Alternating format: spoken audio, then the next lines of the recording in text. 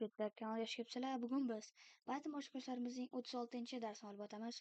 36-darsimizning mavzusi bizda argumentlar mavzusidan 4-si, ya'ni tasodifiy argumentlar hisoblanadi.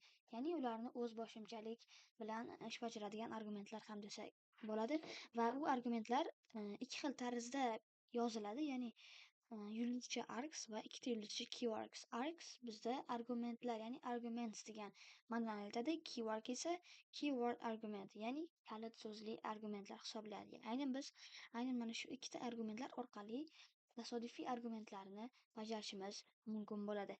Xo'p, args ya'ni yulduzcha bilan yozilgan argumentlar bizda bir nechta kalit so'zsiz argumentlardan o'tib beradi.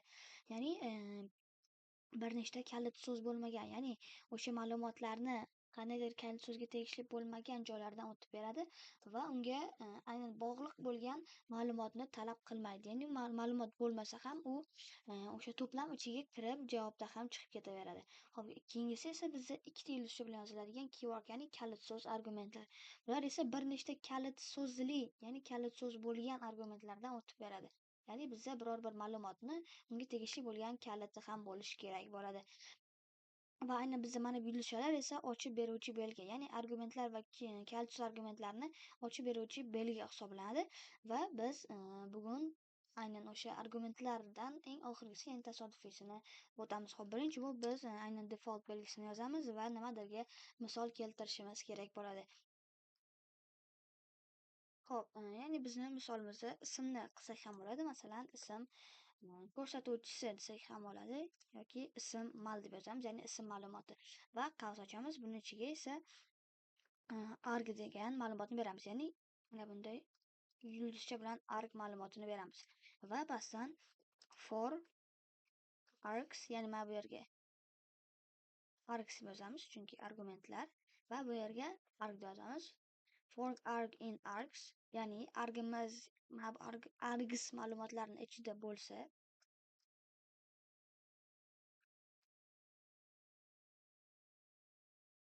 biz print qilishimiz kerak bo'ladi. Mana bu yerga ikkita nuqta qo'yishni esimizdan chiqarmaymiz. Print arg va nuqta qo'yamiz. Uni tugashini esa mana bunday bo'shliq qilib qo'yamiz. Ya'ni biz ismlar bilan bugun ishlaymiz va pastdan endi yozamiz. Ism ma'lumoti, qavs ochamiz.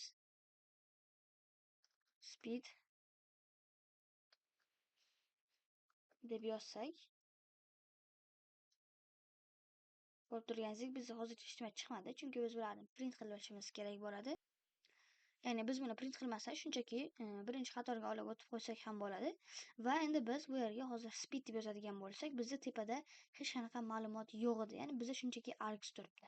Ya'ni biz oldin esa buning ichiga masalan birinchi bo'lib ism ma'lumoti, familiya ma'lumoti, ya'ni qo'shimcha o'g'il bola qiz bolalik haqida ma'lumotlarni qo'shar edik. Ammo biz args bizda shunchalik qulaylik yaratib beradiki, shunchaki o'zini yozsak bizda ma'lumotlar bu to'plamning ichiga kirib ketaveradi. Hozir bizda faqatgina speed chiqdi va bizda bu yerga bittagina ya'ni link bor va endi biz bularni ichiga masalan tech deb yozadigan bo'lsak va masalan bu yerga YT deb yozadigan bo'lsak va oxirida esa yana bitta Mr deb qo'shadigan bo'lsak,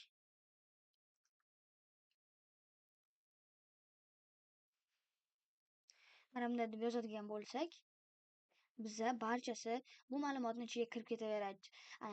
Agar bizda ya'ni mana bu yerga args degan belgini qo'ymasdan har bittasiga masalan 3 ta ma'lumot qo'yib qo'yganimizda bizda 4-chi ma'lumot borligi sababli xatolik chiqib ketar edi. Ya'ni bizda args argumentining shunchalik nima edi, o'zboshimchalik, ya'ni tasodifiy bo'ladiki, ya'ni bizda bir nechta kalit so'zsiz, ya'ni bizlarda bularni kalit so'z ma'lumoti yo'q va argumentlardan o'tib beradi. Ya'ni bizda bularning barchasini bizda ko'rsatib, ulardan o'tib berdi. Ya'ni javobni bizda barchasini yaxshi qilib chiqarib berdi va keyin endi biz keywordlarga o'tamiz.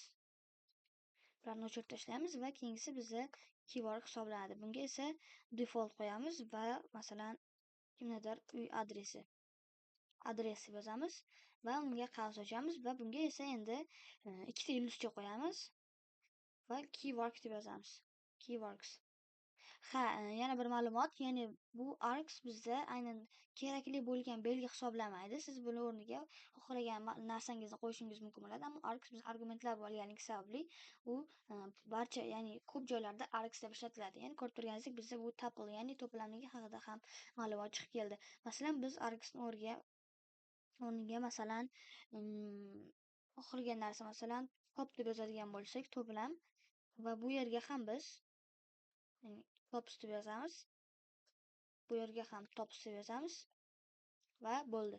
Va endi biz buni javobini ko'radigan bo'lsak, bizda baribir ham barchasi chiqib ketaveradi. Xuddi shunday mana bu yerdagi arkni, ikkita arkni ham biz ismini o'zgartirishimiz mumkin bo'ladi. Keling endi ikkinchisiga, ya'ni keywordlarga o'tamiz. Default yozamiz, adres qavs ochamiz va ikkita yulduzcha keyword. Buni ham siz xohlaganingizni yozishingiz mumkin. Ko'rib turganingizdek, Python ham bizda podskazka chiqarib berdi. Bu yerga ham s qo'yib qo'yamiz va endi biz ikkita nuqta qo'yamiz va keywordni ta'rifiga bir qarasak, bir nechta kalit so'zli, ya'ni bizning ma'lumotlarda albatta kalit so'zli ma'lumotlardan bizga o'tib beradi. Keling endi pastga o'tamiz va fork, ya'ni for key in keywords deb yozsak, keywords ikkita nuqta qo'yamiz albatta. Yoki biz shunchaki birinchi bobni yozmasa, keling birinchi adresga ma'lumotlar beramiz va bundan biz pass qilib turamiz. Ya'ni pastda boshqa kodlarni yozgunimizcha bizda qizil belgilar bo'lib xalaqit bermasligi uchun, va biz bu yerga adres deb yozamiz, ikkita qavs ochamiz va endi kalit so'zli ma'lumotlarni berishni boshlaymiz. Masalan, birinchi bob shahar tenglik qo'yamiz va keyingisi masalan tuman tenglik qo'yamiz va keyingisi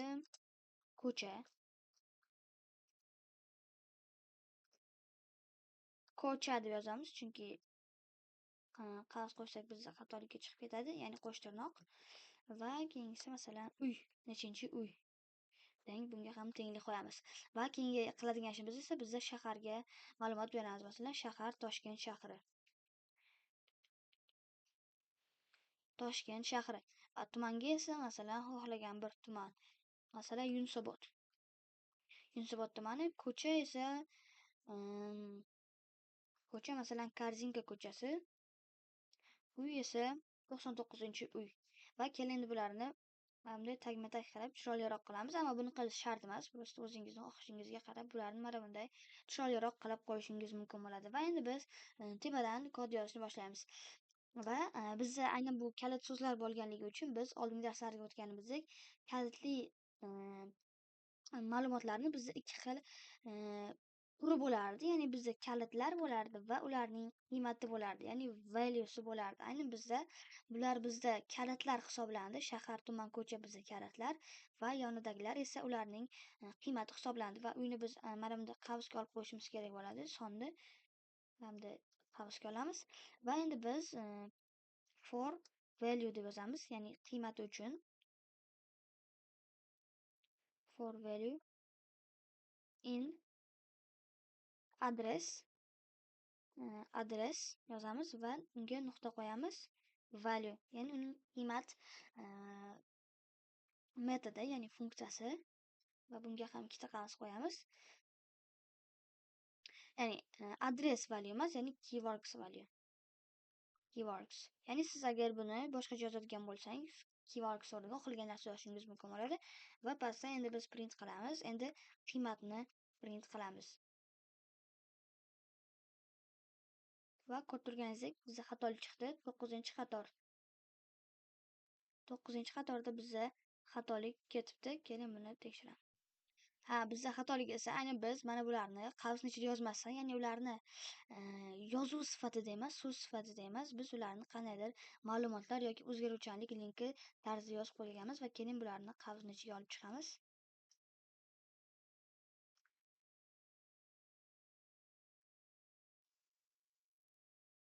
Hamda qavsni ichiga olib chiqamiz va keling endi javobni ko'ramiz. Bizda yana 6-qatorda xatolik bor ekan, value in value. Ya'ni biz mana bu yerga values qilamiz. Endichi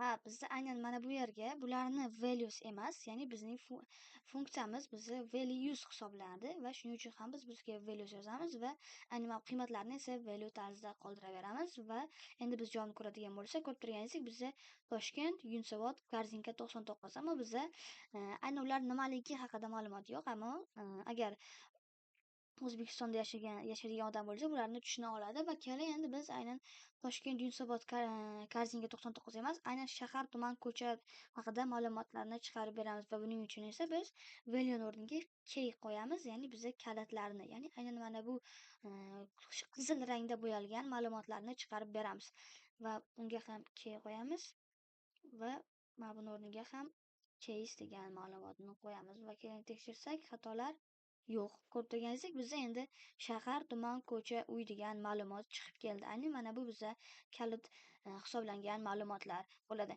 Va keyin endi biz aynan bularni ikkalasini ham bittada chiqarishni o'rganamiz va buning uchun esa biz key virgul value qo'yamiz. Ya'ni ham kalitlarni, ham ma'lumotlarni qo'yamiz va keywords nuqta items qo'yamiz. Items bizda aynan ikkalasini ham, ya'ni narsalar degan ma'noni aytadi va endi biz pastdan print qilamiz. Ya'ni biz if string qo'yamiz, ya'ni endi buni ichiga biz o'zgaruvchan linklarni qo'yamiz, ya'ni key va value. Birinchi bo'lib biz qavs ochamiz, keyni yozamiz va ikkita nuqta qo'yamiz va yana joy tashlab buni oldidan valueni print qilamiz. Va ko'rib turganingizdek bizda shahar Toshkent, tuman Yunusobod, ko'cha Korzinka, uy 99 bo'lib chiqib keldi. Xo'p, bugun darsimiz shu narsalardan iborat edi va bizda yana bir bularning bir turi bor, ya'ni biz unda ham argumentlar ham